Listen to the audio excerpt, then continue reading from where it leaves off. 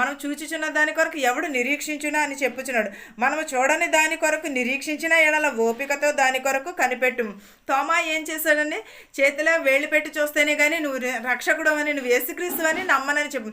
అంటే నమ్మిన వారు రక్షింపబడ్డారా, నమ్మని వారు రక్షింపబడ్డారా? చూడక నమ్మిన వారే రక్షింపబడతారని చెప్పి ఉన్నాడు దేవుడు. చూడక రక్షింపబడిన వారే రక్షింపబడతారని చెప్పి ఉన్నాడు. అంటే తోమా ఏంటి, విశ్వాసం కలిగి లేదు, నిరీక్షణ కలిగి లేడు. ఏంటి, నిజమైన రక్షకుడా కాదా, యేసుక్రీస్తా కాదా అని అతని మనసులో ఎంతో వేదన పడి ఉన్నది. కానీ అది వేలు పెట్టి చూస్తేనే కానీ నేను నమ్మనని చెప్పి దేవుడు ముందే చెప్పాడు, 3వ దినం లేస్తానని. అన్నీ కూడా ముందుగానే తెలియజేస్తాడు. అయినా సరే అది అబద్ధమని మనము కొట్టివేసాము. అంతేగాని నిరీక్షణతో మనము దేవుని చూచామా, చూడలేదు. దేవుని కొరకు ఎదురు చూసామా, లేదు. నిరీక్షణతో పని ఉండదు. తాను చూచుచున్న దాని కొరకు ఎవడు నిరీక్షించును? మనం దేవుని కొరకు మనం నిరీక్షించామా, లేదు కదా. దేవుని నమ్మి మనము నిరీక్షించామా?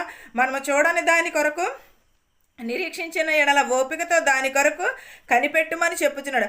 అటువలే ఆత్మయు మన బలహీనతను చూచి సహాయము చేయుచున్నాడు. ఏలయనగా మనము యుక్తముగా ఎలాగూ ప్రార్థన చేయవలనో మనకు తెలియదు కానీ ఉచ్చరింప సఖ్యము కాని మూలుగులతో ఆ ఆత్మ తానే ఉన్నాడు పక్షముగా విజ్ఞాపన చేయుచున్నాడు. ఎలాగంటే అట్టువలే ఆత్మ మూలమున మనం బలహీనతను చూచి సహాయము చేయుచున్నాడు. మనం దేవునిలో నిలకడలేము, క్షీణించిపోతున్నామని చూసి దేవుడు మనకి సహాయము చేస్తానని చెప్పుచున్నాడు. ఎలయనగా మనము యుక్తంగా